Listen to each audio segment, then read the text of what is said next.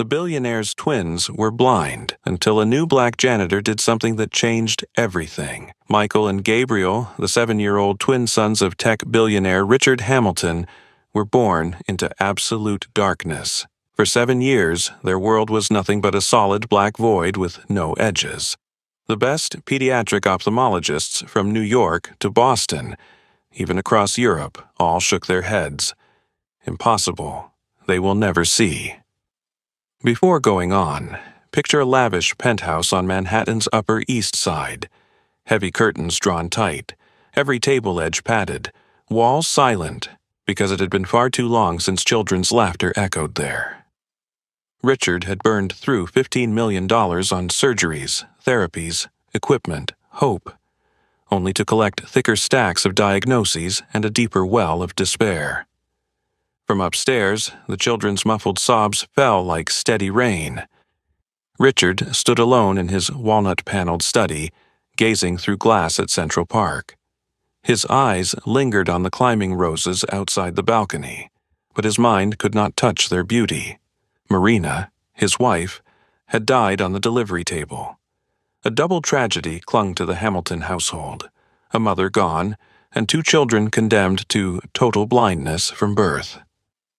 Richard's company surged. Stock hit record highs, but those were just cold numbers while his children remained trapped in night. The intercom buzzed. Security announced an applicant had arrived to interview for the housekeeper position. In a home where everything ticked like a Swiss clock, keeping the house clean seemed a minor gear, and Richard thought so too. He stepped into the marble-tiled grand hall. On the ground floor, the story bent course from what seemed a trivial moment. Isabella Johnson stood at the reception desk. A slender black woman in a crisp white shirt, dark jeans, old sneakers scrubbed clean. She carried a neat tool bag, hair tied back, eyes calm. The guard looked up, glanced at her visitor badge, and muttered, "Service entrance is around back." A phrase that sounded procedural, yet its sharp microaggression cut like a knife. Isabella lifted her head. "I'm here by appointment with Mr. Hamilton." A pause. "Oh, sorry, ma'am. Elevator to the penthouse this way." Celia Carter, the longtime house manager, greeted Isabella in a corridor lined with oil paintings and warm lamps. "Mr. Hamilton is very punctual," Celia whispered, "but this house has rules." Isabella nodded, eyes noting. Rounded cabinet edges, padded table corners, empty pathways, everything optimized for blind children. What made her chest tighten was how every curtain was sealed, shutting out the bright Manhattan morning. Richard entered, navy suit immaculate, face weary but polite. "Thank you for coming, Miss Johnson." They shook hands. He flipped through her resume. 3 floors, 12 bedrooms, library, 2 offices. Salary $3,000 a week, weekends off. One condition: do not interfere with my children's therapy schedule. I won't allow anyone to plant hope only to break it again. His voice dropped on those last words, as if he feared even to touch them. Isabella drew a slow breath. She knew the weight of false hope turned to blades. In Brooklyn, she had once cared for her low-vision younger brother, teaching sound orientation, light ball games, contrast objects. He died in an accident at 15, and from then on, Isabella vowed, if ever she had a chance, she would use everything she'd learned so another child would not grow up with only tears. "I don't promise what I can't be sure of," she replied, steady gaze. "I'll just do my job, and respect your family's pain." From upstairs, Michael and Gabriel's sobs trickled down again. Richard winced slightly, closed the folder. "You can start tomorrow morning." As Isabella walked the hallway, Nanny Martha, a white woman in her 50s, dressed in kitchen-style uniform, glanced at her tool bag and gave a thin smile. "We keep things a certain way here." The implication hung heavy. Don't change anything, especially you. Isabella returned a polite smile. She was used to being put in her place in houses like this, the help. That night, in her small staff room, Isabella opened an old wooden box, scribbled notes from caring for her brother, a small flashlight, a few black and white cards, a clicking toy top. She packed them neatly. New York was a city where light always found cracks. Perhaps, in that high-rise home, she might find one to push light through. Next morning, Isabella arrived early. Celia opened the kitchen door, offered coffee. Richard walked past, phone to his ear, still gave a slight nod. Isabella set her tools, repeating in her mind the rule, "Don't interfere."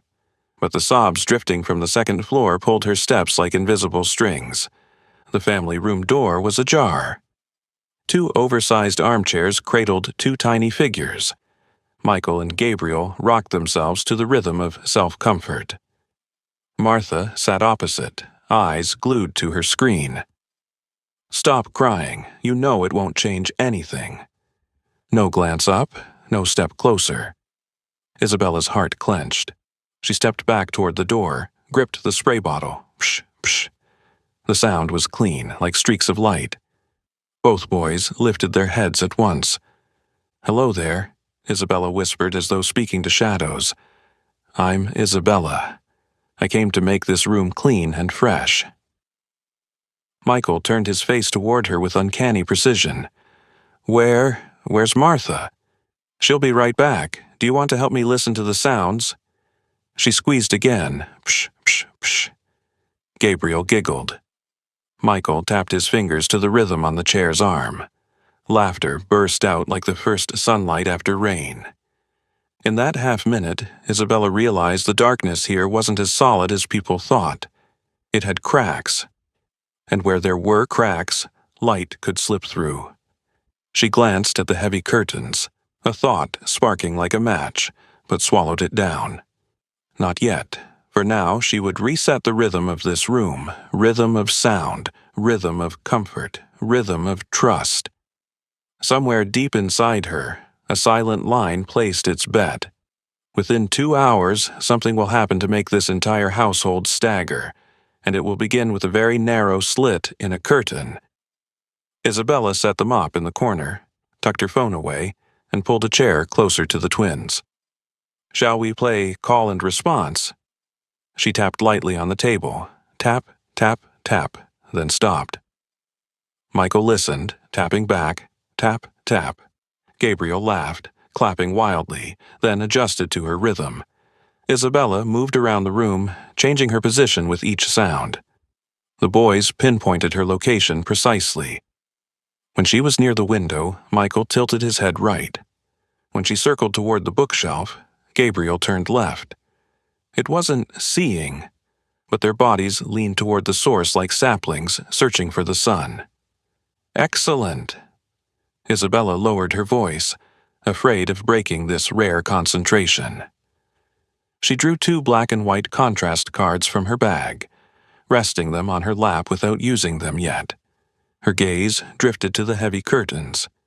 "Kids," she whispered, "let's try another game. If it feels uncomfortable, say stop right away." She approached the window. The curtains weighed like doctrine. "I'll only open a very tiny slit." Her 10 fingers pinched the fabric. Snap. A thin thread of light spilled onto the carpet, lying still.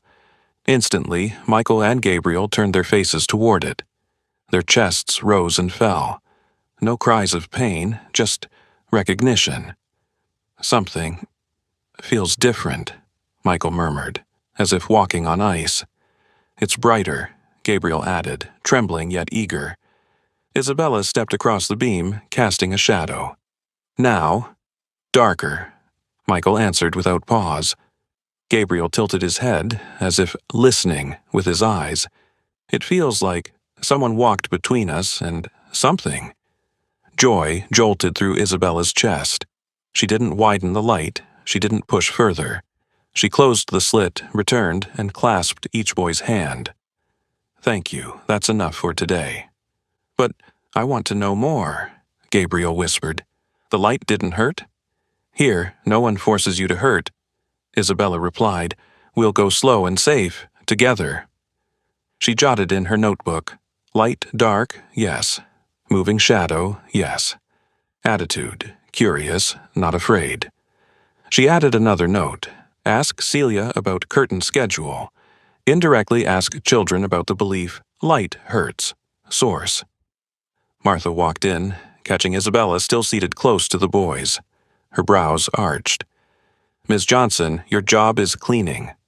The word cleaning was driven like a tack. Isabella looked up calmly. I'm keeping the room clean and calm. Martha sneered.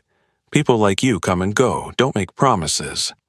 The phrase, people like you, landed heavy. Isabella didn't answer. She knew those words were meant to box her in. Black, housekeeper, the help.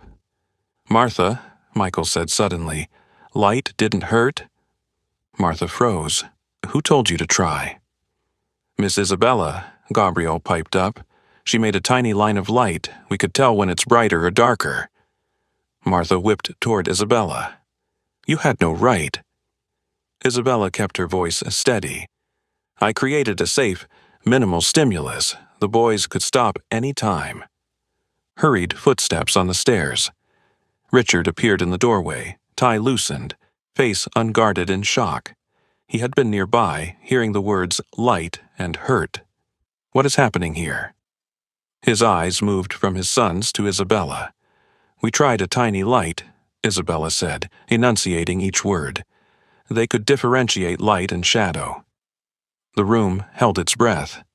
Dad, I can see light.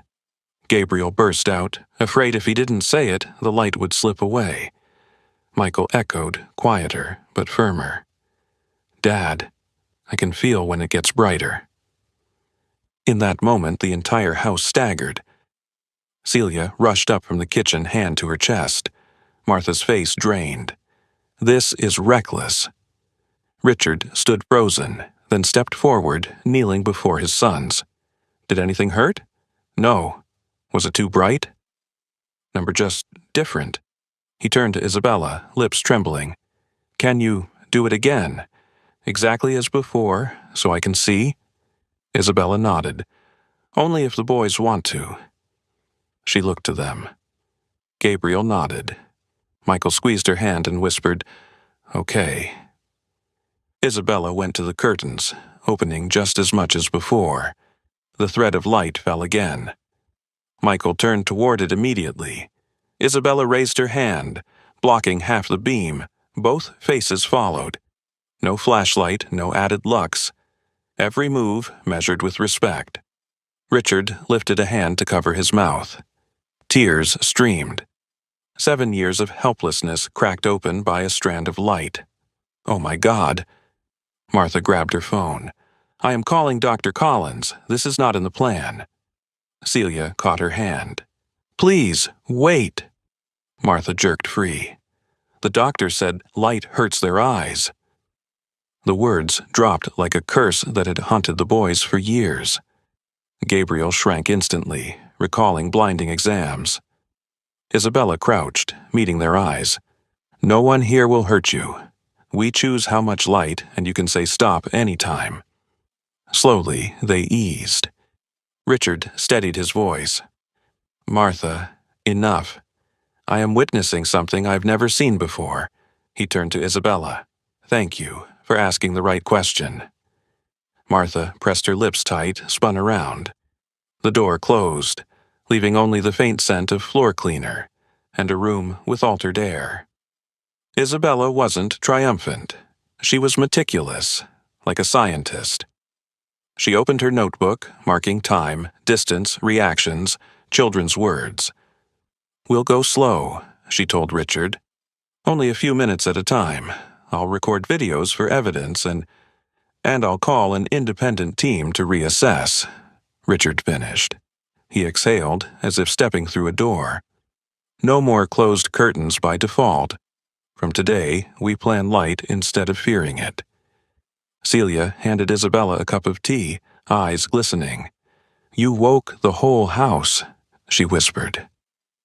Isabella smiled, weary. She knew the storm lay ahead. Calls from the clinic, inspections, accusations of housekeeper playing doctor. But for now, a single slit in a curtain had shifted the orbit of 4 lives. By early afternoon, while Richard stepped onto the balcony with his phone, Michael and Gabriel sat beside Isabella, small hands tracing the edges of her notebook. "Ms. Isabella," Michael's voice was barely audible. "Are we broken?" The question pierced like a thorn. Isabella clasped their hands. "Number. You're not broken, you're brave, and we'll take it one step at a time, together." She closed the notebook. Outside, the light poured on, enough to prove the darkness in this house was no longer absolute. That afternoon, after the moment of "Dad, I can see light," Isabella didn't celebrate. She tidied the room back to its original state, then laid out her home science kit on the table. Notebook, pen, phone for recording, 2 black and white contrast cards, a small flashlight. Every interaction was logged with time, distance, stimulus intensity, and the children's response. Head turn, facial expression, words, along with 30 to 60-second video clips. "We'll go slow, safe, with data," she told Richard. "Data keeps us from arguing with emotions." Richard nodded, dialing a string of calls. "I want an independent reevaluation at Manhattan Children's Hospital. Yes, pediatric ophthalmology. Patient under Dr. Anna Brooks. I've heard her reputation." He hung up, looked at Isabella. "Tuesday, 10 a.m. His voice had the measured cadence of a CEO starting a new project, but in his eyes flickered the trembling of a father who had just seen hope take shape for the first time. The elevator pinged. Martha strode in, tense. "Dr. Collins is on the phone. He insists." Richard picked up, switched to speaker. A crisp male voice rang out. "Mr. Hamilton, I've heard disturbing reports. A housekeeper is playing doctor with your children? This is reckless." Richard kept steady. "We observed light-dark discrimination." "I have video." The other end paused, then slipped into derision. "Parent videos are not evidence. Cortically blind children have random head movements." Isabella stepped closer, speaking clearly. "We ran repeated trials. Same stimulus, same response. And, doctor, your neonatal note said possible light perception. Why did that vanish in later reports?" Silence. Collins shifted tone. "Hope can be cruel, Miss Johnson. False hope hurts." Then, darker. "If this continues, I'll notify the State Medical Board and Child Protective Services. This is unlicensed practice." Click. The line went dead. The room sank heavy. Martha folded her arms, half defiant, half relieved to have authority behind her. Celia frowned. "He talks as if we didn't just see what happened." Isabella said nothing. She turned back to data, opened a clip, numbered the trial, tagged it, lux till 50, estimated through thin curtain, distance till 3 meters, hand shadow occlusion 50%.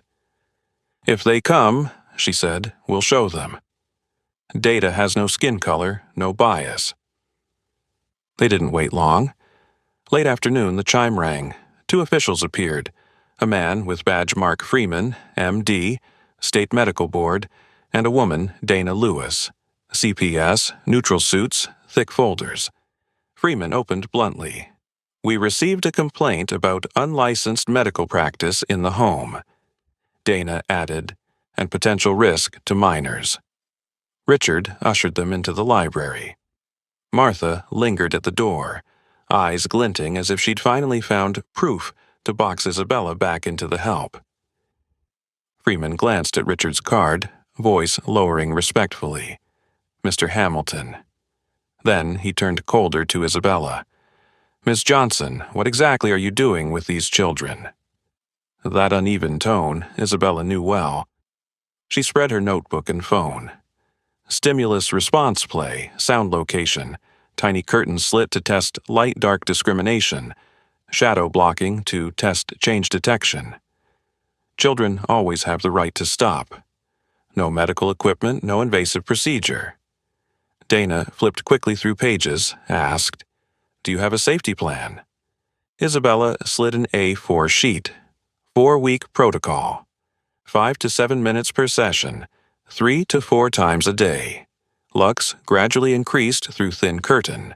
No direct glare. Immediate stop if distress. Freeman looked at Richard. We'll need to see the children, Richard signaled. Michael and Gabriel entered hand in hand. Seeing the badged doctor, both flinched. Dana crouched, warm smile. Hi, I'm Dana, not a needle doctor. Just here to make sure you're safe. Michael relaxed slightly. Isabella asked, Do you want to play one tiny light game like before? If you say stop, we stop. Both nodded. Isabella cracked the curtain just as before. A line of light fell across the carpet. Both faces turned toward it. Isabella blocked half with her hand. Darker, Michael said instantly. Like someone walked in front of something, Gabriel whispered. Freeman scribbled, but his eyes softened. Again, he said. Isabella repeated, results repeated. She played the morning clips aligned with her notes. Dana nodded gently. The boys look safe and happy. Freeman closed his folder. Here's our preliminary view. We don't see immediate harm or evidence of unlicensed medical treatment. What we see is sensory play with documented observation. He turned to Richard. Schedule a formal evaluation with an independent pediatric ophthalmology team. Richard replied, Booked. Dr. Anna Brooks, Tuesday, 10 a.m. Freeman nodded, voice easing. Good. Document everything. If there was diagnostic oversight, that's serious. He looked at Isabella. And Miss Johnson, keep it non-clinical until the evaluation. The last words landed like both warning and acknowledgement. Dana stayed behind briefly with the twins. Does light hurt? She asked plainly. No, when Miss Isabella does it, Gabriel answered clearly. When the other doctor used a very bright light, it hurt, Michael added, shoulders curling reflexively. Dana wrote this down, underlined it. When the door shut, Martha muttered, People like her shouldn't be messing with. Celia cut in, rare steel in her voice. Enough, Martha. The children smiled today. I haven't heard that in years. Martha turned away, unable to hide her flush. That night, Isabella updated the tracking chart, sketched a tiny graph of correct response rate by session, added a column for anxiety level, 1 to 5. She reserved a page. Source of false belief, light hurts, linked to past bright light exams. Countermeasure, only gentle light, explain right to stop, pair light with pleasant cues, favorite sounds praise. She closed the notebook, exhausted. Outside, the city still glowed. She thought of Colin's threat, then of Dana's face when she heard, No, when Miss Isabella does it. In a fight against prejudice, how you do something mattered as much as what you did. Before sleep, Richard texted, Thank you for the light and for the data. Isabella replied simply, See you at the hospital. We'll let science speak. Tuesday morning, the New York sky was clear. Manhattan Children's Hospital gleamed with wide glass panels and paper fish dangling from the pediatric wing ceiling. Richard guided Michael and Gabriel forward. Isabella walked beside them, keeping the pace slow, letting the boys follow sounds and their imagined light the way they'd practiced at home. At reception, the clerk asked for paperwork. Isabella handed over a neat folder. Medication list empty, therapy schedule none, USB with video. The clerk accepted, glanced at her, momentarily puzzled that a housekeeper presented a more thorough file than many parents. Thanks, ma'am. Please wait in pediatric ophthalmology. The door opened, and Dr. Anna Brooks stepped out. Early 40s, brown hair tied back, bright eyes, warm voice. Mr. Hamilton, Miss Johnson, Michael, Gabriel. She bent down to the children's level. Hi there, I'm Anna. I don't do needle things, I mostly play with light and shapes. The boys eased a little. She ushered them into the testing room, warm with wood accents and soft lighting. "Before anything," she said, "tell me what you saw at home." Isabella summarized, precise. Curtain slit created a small beam. Children turned correctly. 50% shadow occlusion. Child said darker. Repeated trials. Video documented. Additionally, excellent sound localization, positive effect. Richard added, 7 years, no one ever showed me this. Anna nodded, opened her laptop. We'll run 4 categories of tests. PLR, pupillary light reflex with soft light. OKN, optokinetic nystagmus with slow black-white stripes. VEP, visual evoked potentials. And FST, full field stimulus threshold. All gentle, no pain, full right to stop. Test 1, PLR, pupillary light reflex. Dim room. Anna used a low-lux source, never direct, observing pupils with infrared camera. I'm shining a very soft light near you, not at you. Michael's pupil constricted faintly. Gabriel's more distinctly. Anna recorded PLR plus, response present, afferent pathway intact. Test 2, OKN. Screen displayed slow-moving black and white stripes. At distance, she cued the boys to listen with eyes. Michael showed faint OKN, Gabriel clearer. This suggests tracking of large, high-contrast patterns, Anna explained, showing Richard the waveform. Test 3, VEP, light electrode cap, styled like a game hat. High-contrast pattern reversals flashed slowly. Both children produced VEP waves, irregular but clear. Isabella squeezed her hands, holding in a breath. Richard stared at the screen as if seeing the map of a continent rising from the sea.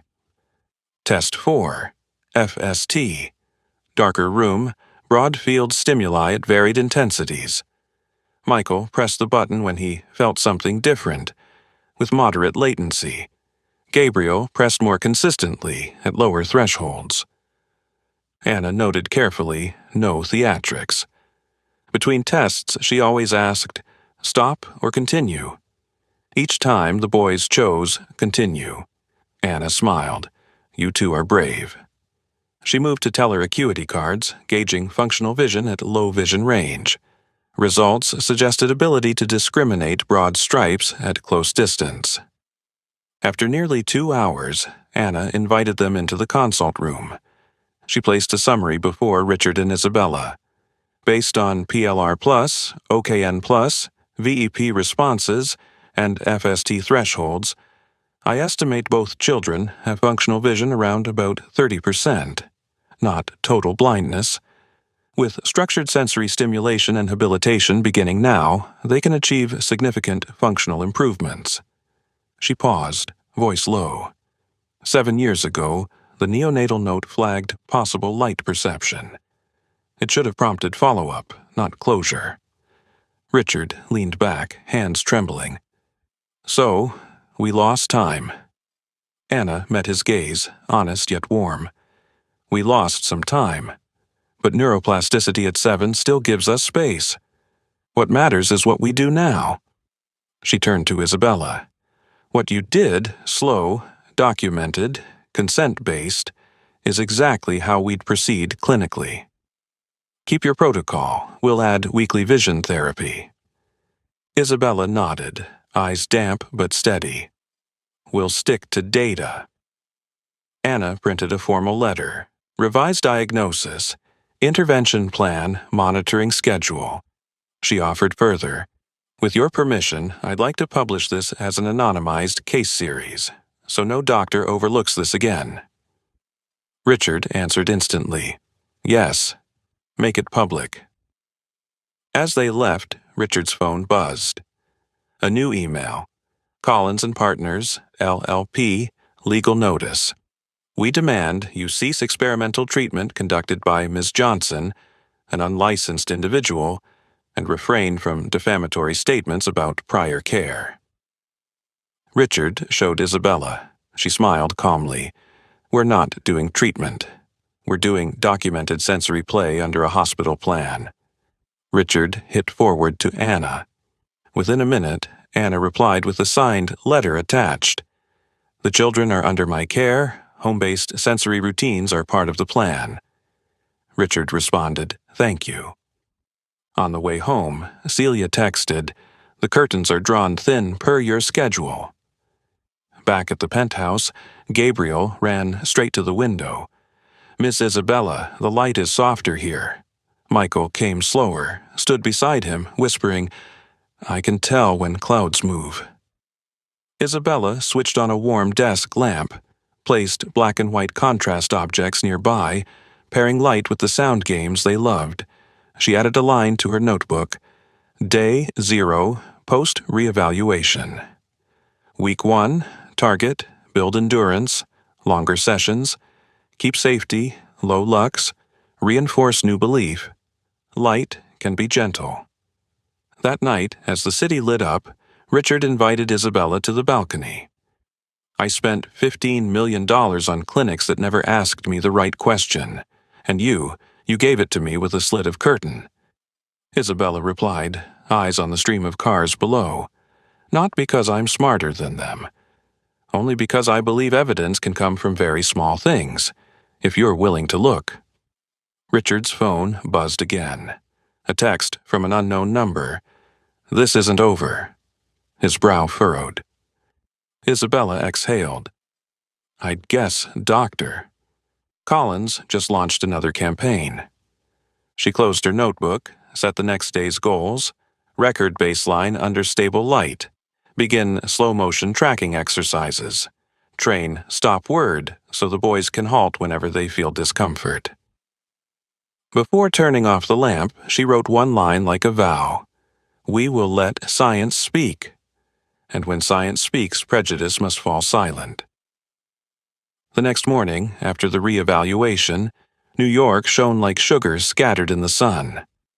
The penthouse curtains were drawn thin, following the light schedule Isabella had taped to the refrigerator. Each interval 7 to 10 minutes, lux increasing very slowly, paired with call and response sound play. Michael stood near the window, his face tilted slightly toward the shimmer of moving leaves. Gabriel closed his eyes, smiling as he sensed brightness shift like the city's breathing. "Light can be gentle," Isabella repeated the mantra, letting the new belief cover the old fear. Richard brewed coffee, his face alight with a rare brightness. He placed an envelope before Isabella. Retainer for the role of coordinator of special development. Not tip money for the help. This is a contract. The words nailed it shut. Isabella nodded, eyes bright yet steady, walking the measured rhythm of someone used to crossing a bamboo bridge. Each step must be firm. Richard's phone buzzed, an email from a major financial news site. Headline, "Sources, Billionaire's twins, undergo unproven. Home experiments led by housekeeper." Quotation marks around housekeeper cut like blades. In the article, Dr. Henry Collins never named names but issued a general warning about false hope and trauma. Comments below erupted with prejudice. "Keep the help in their lane." "What's next, TikTok doctors?" Richard clenched his jaw. Celia sighed. People love simple stories. Maid versus famous doctor. They don't see the data. Isabella didn't look at the comments. She opened the tracking chart, adding a new column. Positive associations, light paired with favorite music, praise. Another for stop word so the boys could practice halting on their own. She knew this wasn't only science, it was also media, ethics, power. And on all three battlefields, evidence was her armor.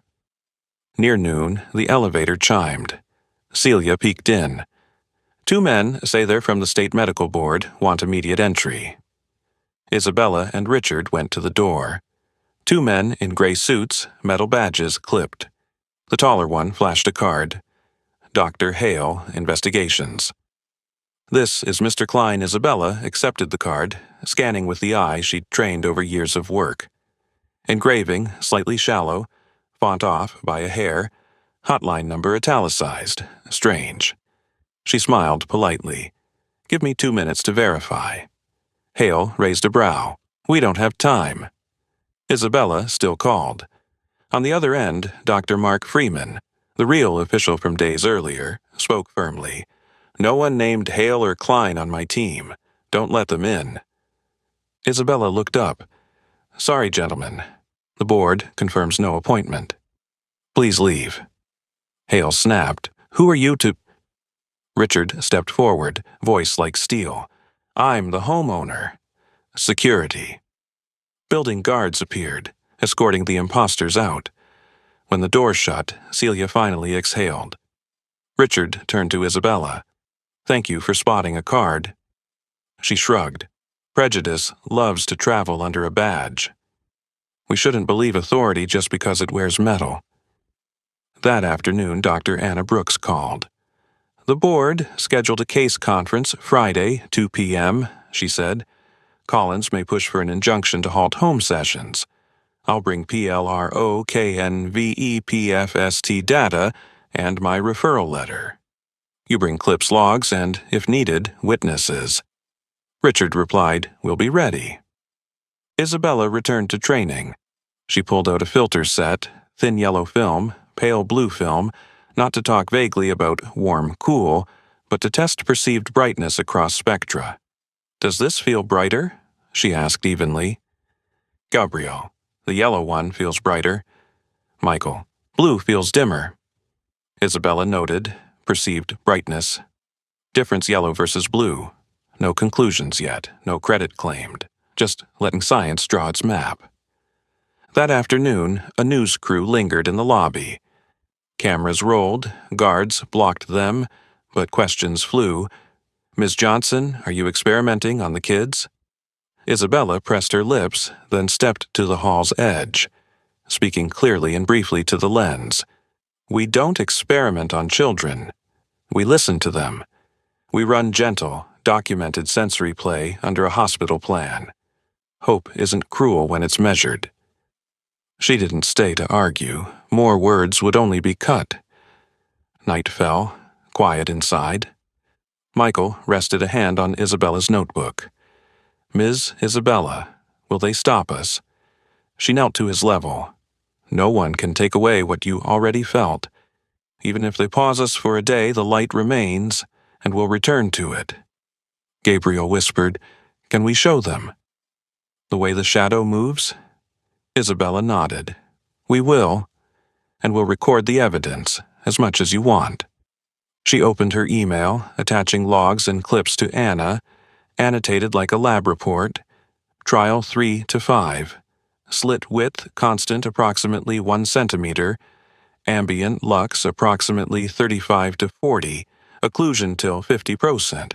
Orientation latency 450 to 600 milliseconds. Richard looked over her shoulder, sighing. If only someone had done this years ago. Isabella closed the laptop. People were too busy diagnosing to remember observing. Night draped Manhattan like velvet, stitched with a million lights. Across the street, a billboard flickered. In a dark car, parked a block away, Collins sat motionless, eyes fixed on his phone replaying Isabella's clip. His lips curled. Plan B. A message fired off. Push the reckless Maid angle tonight. Leak the old total blindness reports. Frame it as child endangerment.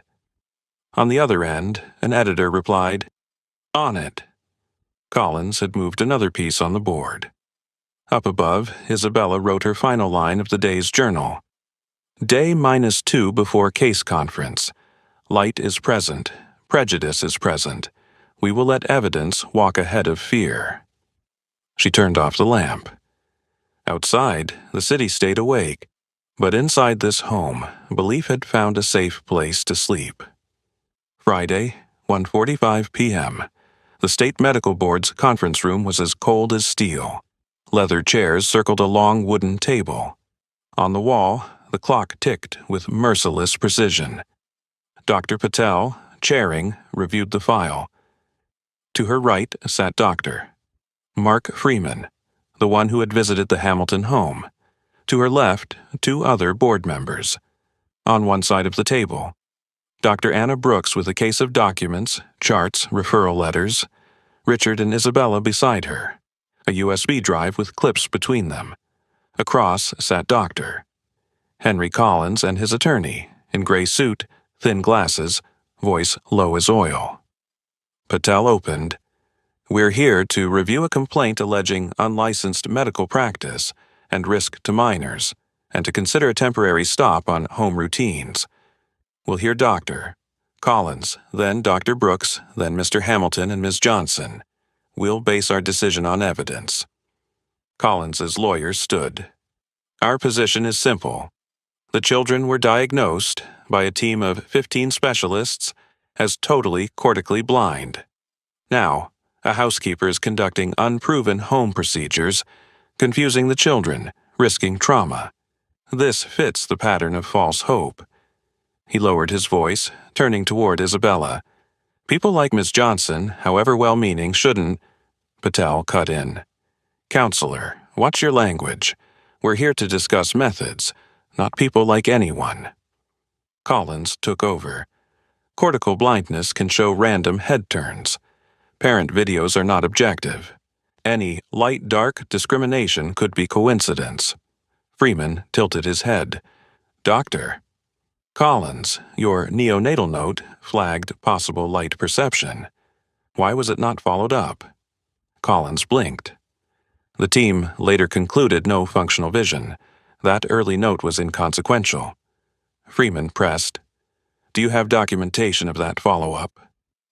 Collins glanced at his attorney, then the screen.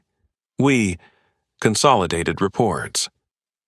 Patel turned to Anna. "Dr. Brooks." Anna stood, opened slides. "We performed PLR, pupils constricted. OKN with slow high-contrast stripes, present. VEP, reliable waveforms.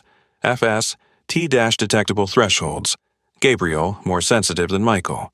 These are objective, not parental impressions."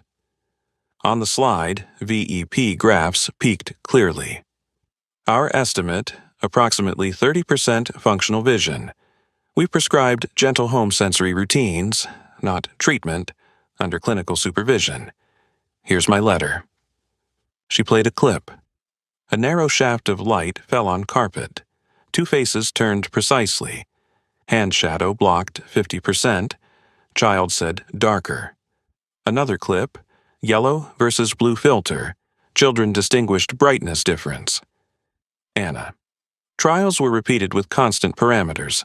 Latencies are consistent. This is not random." She closed the slides. "Denying this would be denying physics and neurophysiology," Patel noted, then invited Richard. He didn't read from paper. "I'm a father. For 7 years, my house kept curtains shut out of fear of light. This week, I saw my children turn their faces to a beam of sun. I don't want anyone selling me false hope. I want science and respect. I've seen both from Dr. Brooks and Ms. Johnson." Isabella's turn. She stood, hands on the table, back straight. "I'm a black woman from Brooklyn. I'm also a care worker who has spent years watching, listening, learning. First with my brother, now with these boys.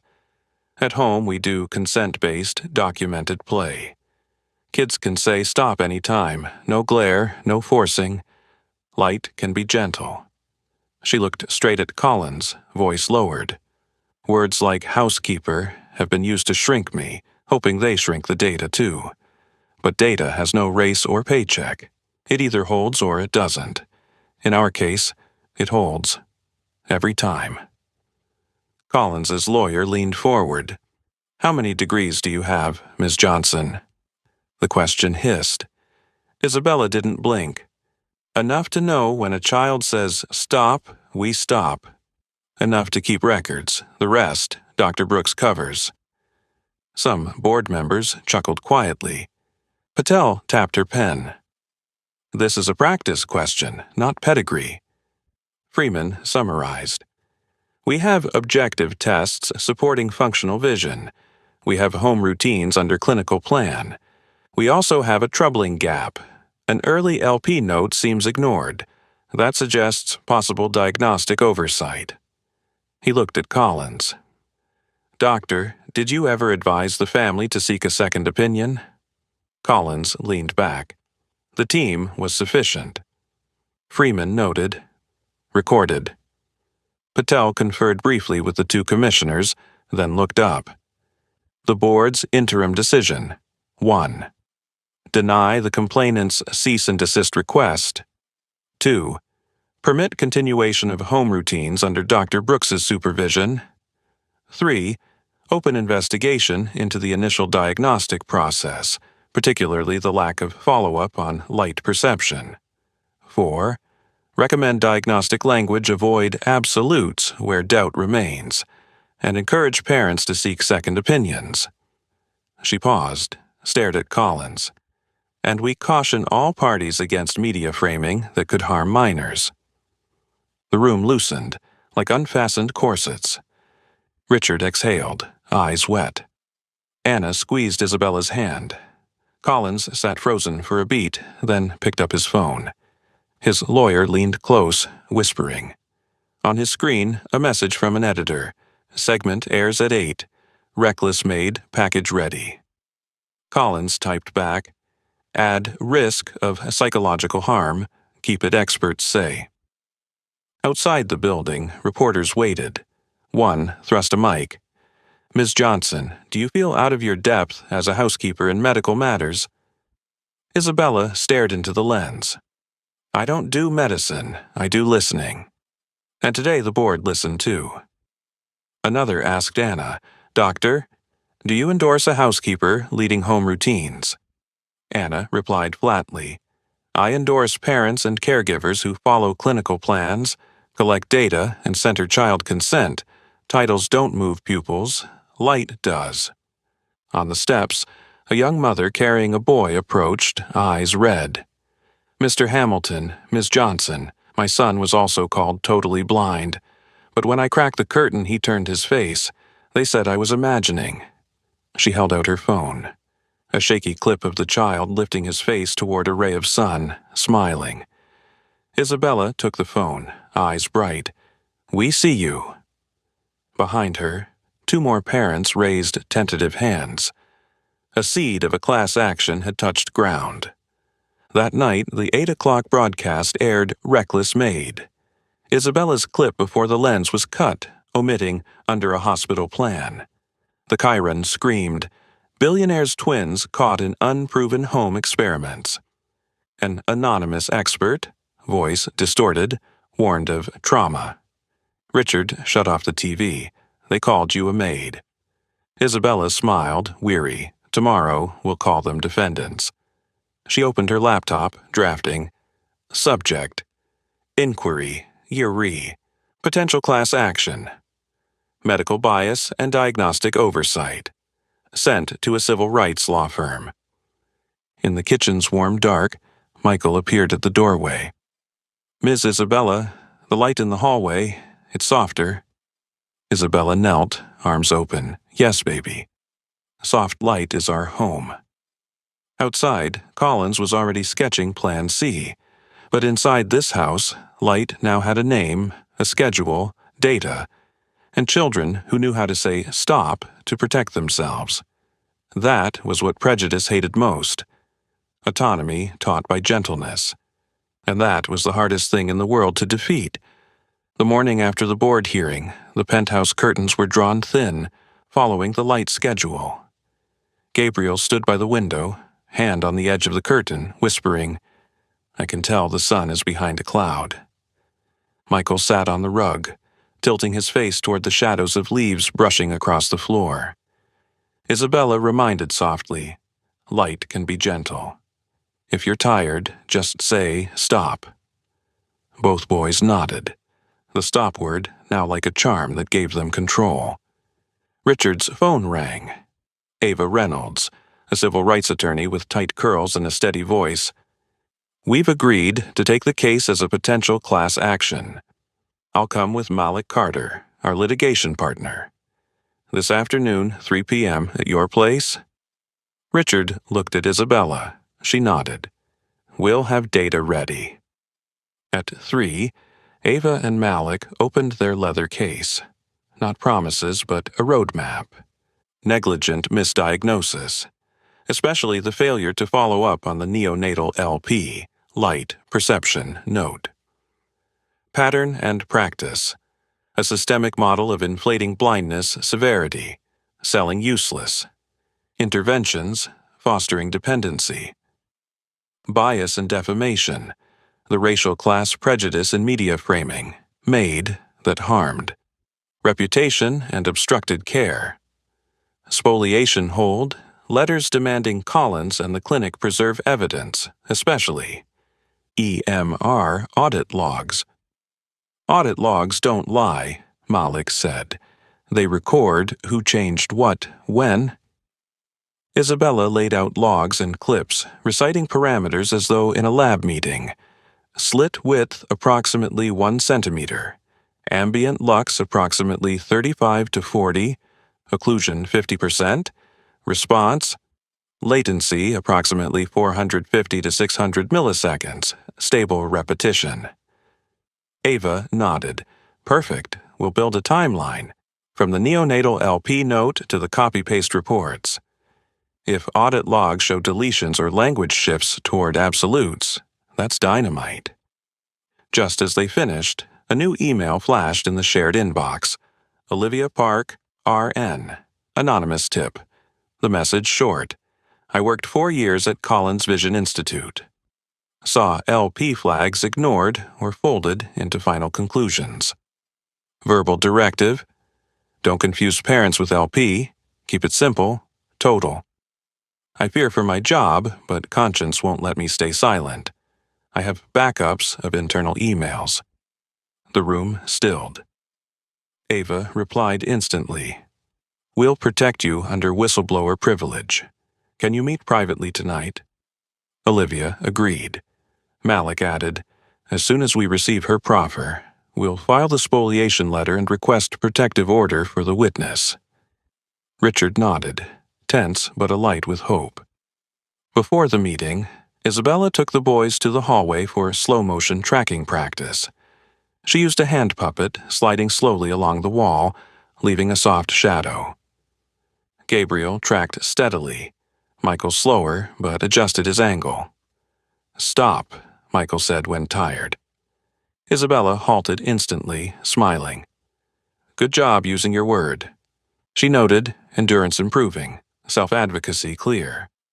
On the way back, a casual microaggression appeared. A new guard on shift pointed to the service elevator. Isabella smiled. I live and work on the penthouse floor. This one's fine. Richard arrived in time, voice loud enough for the lobby. Miss Johnson is head of special development in my home. Anyone who says otherwise will take bias training before their next shift. The guard apologized, awkward. The boundary was set. That evening, Olivia Park arrived by the side entrance. A slim Korean-American nurse, hands gripping her bag. Ava led her into a small room. Olivia trembled but spoke clearly. The Epic EMR system has an audit trail. I saw a note LP to be investigated in the NICU chart. Weeks later, an attending changed the problem list to a total cortical blindness, with no reference to LP. When I asked, my supervisor said, don't complicate it. She pulled out a USB screenshots of internal emails, extracted logs she had sent to her personal account before resigning. Ava didn't touch it directly. She logged chain of custody and sealed it in an evidence bag. Malik immediately sent the spoliation letter to Collins' office, he seeing the Attorney General. Isabella poured tea, told Olivia, thank you for seeing the children. Olivia pressed her lips. I saw too many kids flinch under harsh lights. They should have been given soft light and schedules, like you do. The words landed warm, like a wool blanket at night. The next day, the penthouse caught a small but memorable moment.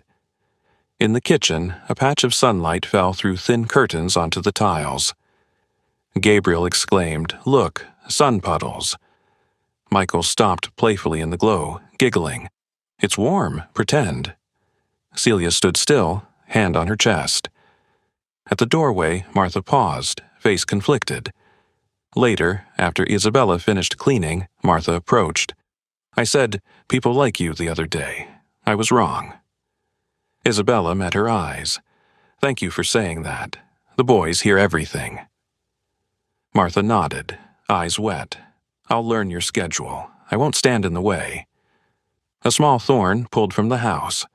By afternoon, #Saunterlight can be gentle, quietly trended, sparked by a clip Richard posted.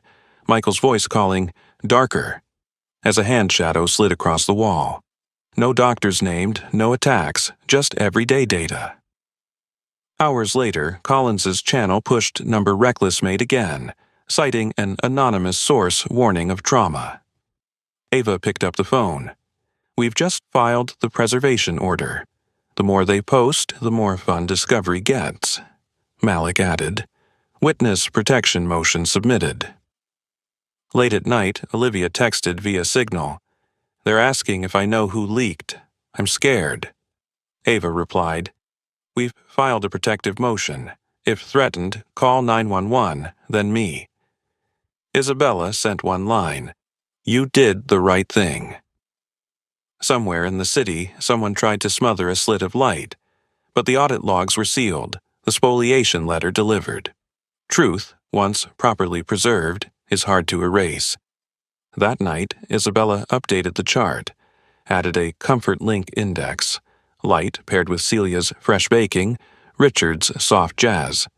She wrote, light plus safety plus consent equals trust, then closed her notebook, resting her forehead on the glass.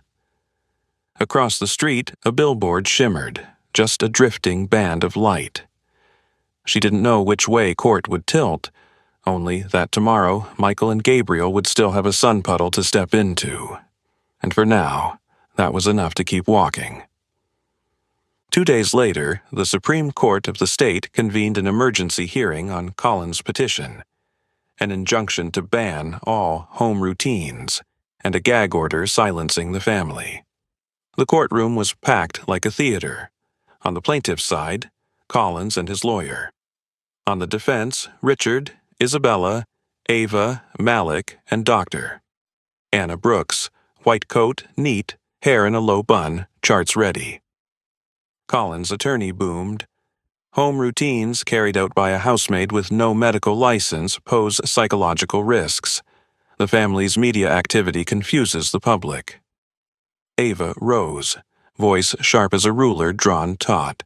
Housekeeper is a job title, not a measure of caregiving competence. Here, all activities are sensory play prescribed in a hospital plan under doctor. Brooks's supervision. We submit VEP/OKN/PLR/FST data and logs. We ask the court to deny. The judge, silver-haired with round glasses, flipped through the file. Does plaintiff have any specific evidence of harm to these children from the activities described? Collins's lawyer slid forward, vague experts say, quotes. The judge frowned. I asked about specific harm to these 2 children. Collins's side faltered. Malik stood. Your Honor, we have supervised video showing the children smiling and stopping on their own when tired. No coercion, no glare. Dr. Brooks, the judge called. Anna stepped forward. Objective tests confirm functional vision approximately 30%. I prescribed home routines as part of habilitation. Halting them for vague reasons would harm more. Children would lose the endurance they're building. The judge nodded, turned to Collins. And about media? Collins inched. The family's statements harm medical reputation. The judge set down his pen. Reputation does not stand above medical truth. Gag order denied. The ruling rang like a bell. The injunction request denied. Home routines allowed to continue under Dr. Brooks's supervision. A special master, an independent pediatric ophthalmologist from another hospital, appointed to review logs and clips periodically to ensure compliance. Finally, the court warned both sides against irresponsible media. especially involving children. Collins sat, jaw twitching. That afternoon, the state medical board issued temporary guidelines. All congenital blindness diagnoses must include at least 3 independent opinions, with degree of uncertainty stated. When LP, light perception, is noted, follow-up is mandatory and diagnostic language. Must avoid absolutes. Anti-bias training recommended for pediatric ophthalmologists. Avoid equating caregiving, roles with incompetence. Encourage caregiver-hospital collaboration models based on consent and objective. Records. The bulletin fell like cool rain in midsummer. Richard read each line aloud, eyes wet. Isabella didn't cheer. She exhaled long. The right thing had arrived before the boys lost more precious time. The next day, a modest press briefing in the hospital lobby. No stage, no shiny backdrop, just chairs and a shared microphone. A young mother held her daughter, voice shaking. My child was called totally blind. Yesterday she pointed at a sunbeam on the wall. A salt and pepper father spoke simply. I don't want to sue anyone. I just want to ask again the question that was ignored. When it was her turn, Isabella spoke briefly. Care work is skilled work. Titles don't move pupils. Light does. A reporter pushed, Ms. Johnson, do you think being a maid made you overconfident? Ava bristled, ready to retort, but Isabella smiled. No. Being a listener made me careful, and being black taught me to document. The hall fell silent for a beat, then scattered applause. That afternoon, Anna's case series received conditional accept from a respected ophthalmology journal. Revise and resubmit with extended follow-up. Anna texted the group, We need 4 more weeks of data. Isabella replied with a photo of her thickening chart. Science ticked like a clock. Slow, but trustworthy. At dusk, Isabella took the twins to Central Park for outdoor tracking. Late light filtered through trees, leaves rustling. She asked Celia to bring caps for glare, chose a shaded path. We'll go slow and safe, she reminded. Gabriel walked in the middle, Michael holding her hand. Miss Isabella, Michael whispered, I can see the sun patches on the ground. Gabriel pointed, and the kite, it's like a moving dot. The kite, far away, a single bright speck cutting the sky. Isabella held her breath, eyes stinging. You're doing great. If your eyes get tired, Stop, Michael laughed, stopping himself at the right moment. They sat, drank water.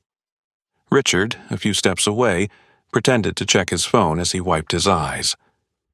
On the way back, a reporter slipped close. Mike lowered.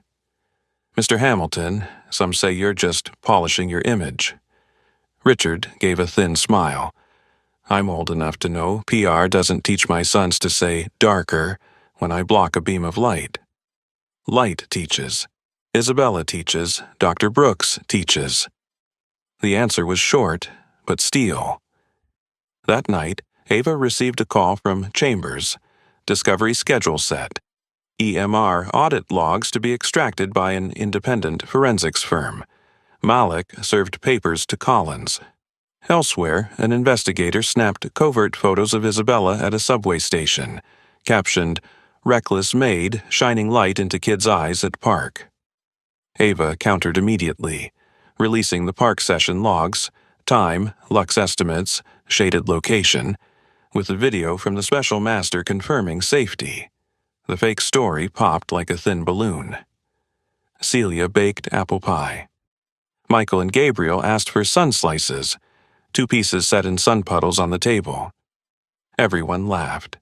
Martha brought tea, standing quietly as the boys played. I'll learn the jazz playlist, she said, half joking. They seemed to like Light with Coltrane. Isabella touched her notebook. Another comforting link, Light plus jazz. Near midnight, Isabella received an anonymous text. Stop or get burned. She didn't panic. She forwarded it to Ava, Malik, and Dana Lewis, CPS. Ava replied. "We've filed for a protective order. Tonight, you lock the doors. Give the boys their light. The rest is law." Isabella set down her phone, looked at the children asleep, each clutching a contrast card like a small flag. She whispered, "Tomorrow, we'll count sun puddles again. Just a little more." Outside, Manhattan breathed with a million tiny lights. Somewhere, Collins typed late-night emails. But here, in this home, light had a name, a schedule, evidence, allies, and two children who had just learned a new word: sun puddles. Tomorrow, the court would do its part. Tonight, the light had already done its own, gentle, steady, enduring. The morning of the first deposition, the light schedule beat steadily like the home's own heartbeat. Gabriel stood by the window, fingertip resting on the curtain's edge. I can tell the cloud moved. Michael tilted his face toward the stripe of sun skipping off a flower pot. Isabella smiled. "If you're tired, say stop." Both boys nodded. Before leaving, Richard crouched to eye level. "You've already done the brave thing. The rest is for the grown-ups." At Ava Reynolds and Malik Carter's glass-walled office, the conference room looked like a battlefield laid out with precision. Water pitchers, recorder, a timeline plastered across the wall. On the other end of the feed was Dr. Henry Collins. He'd chosen remote testimony with his lawyer seated beside him. Ava opened, gentle but sharp. "We'll proceed chronologically. The neonatal note signed by you. Possible light perception to be investigated. Please confirm." Collins cleared his throat. That was an initial suggestion, not conclusive.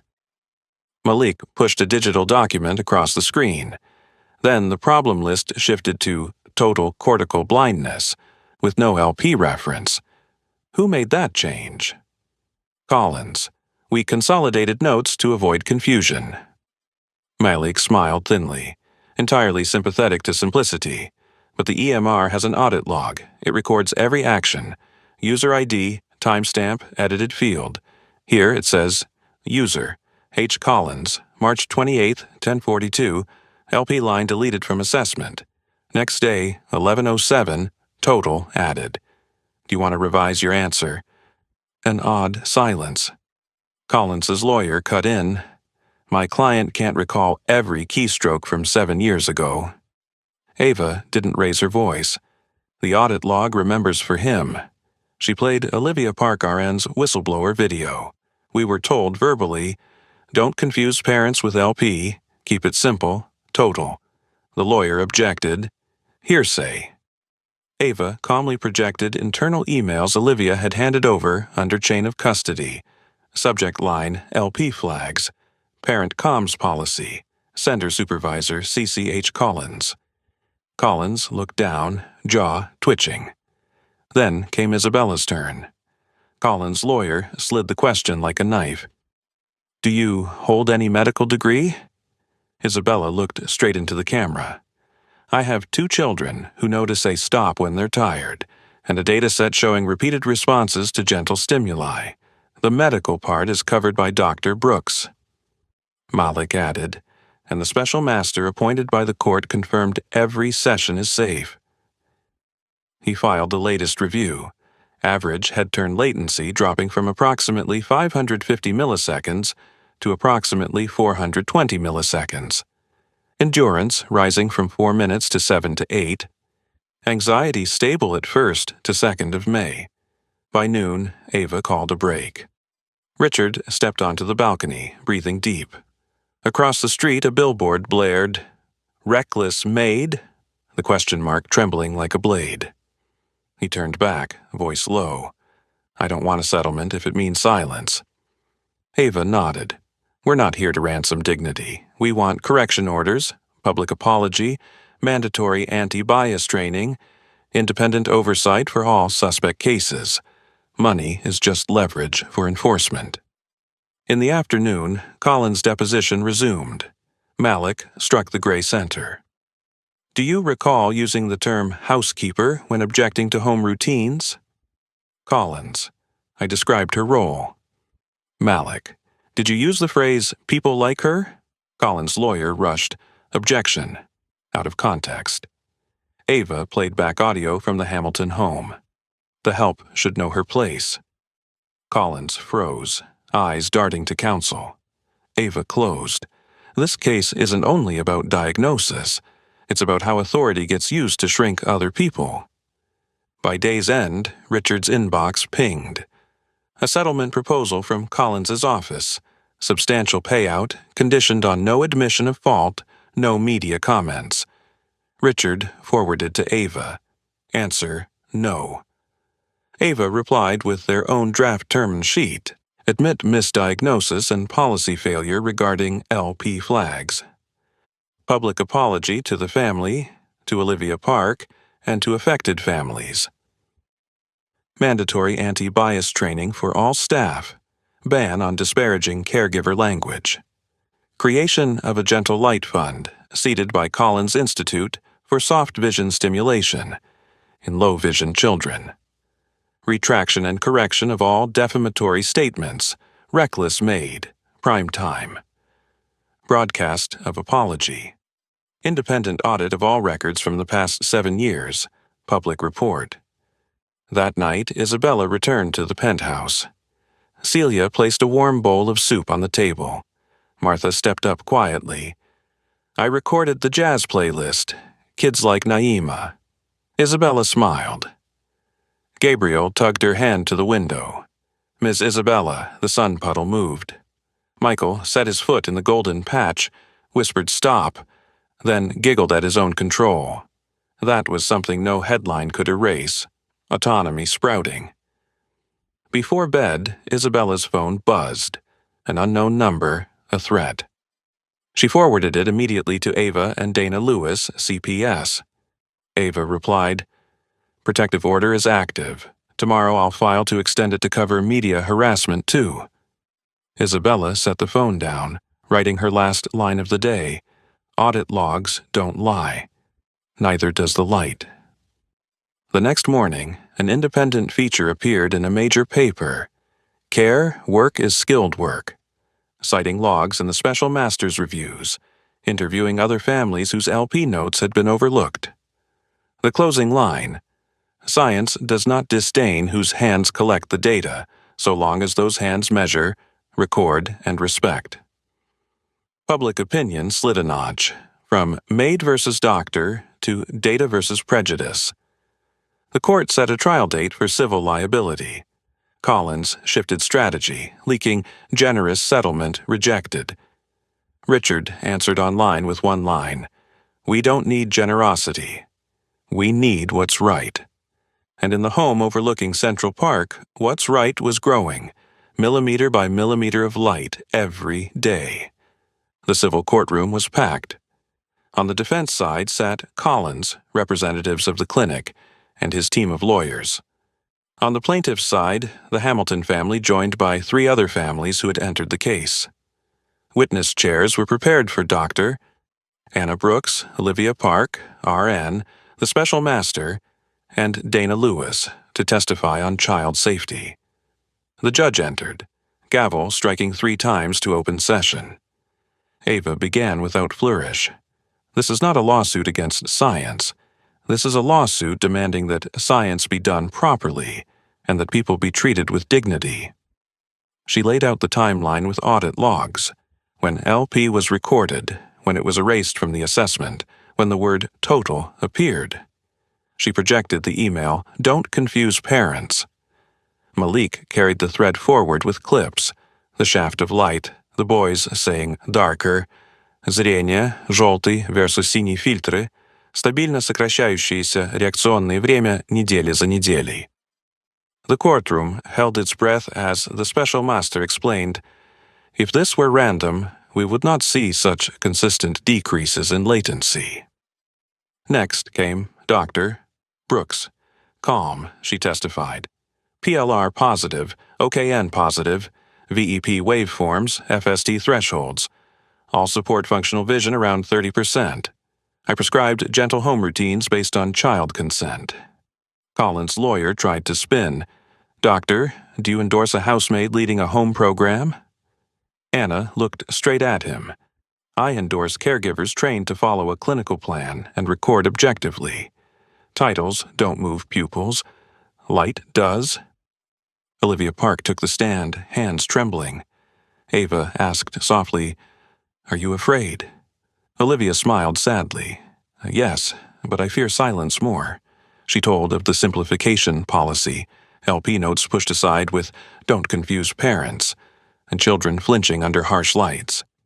Collins's lawyer attacked her motives. Olivia held up a job offer letter from another hospital citing her ethically raised concerns.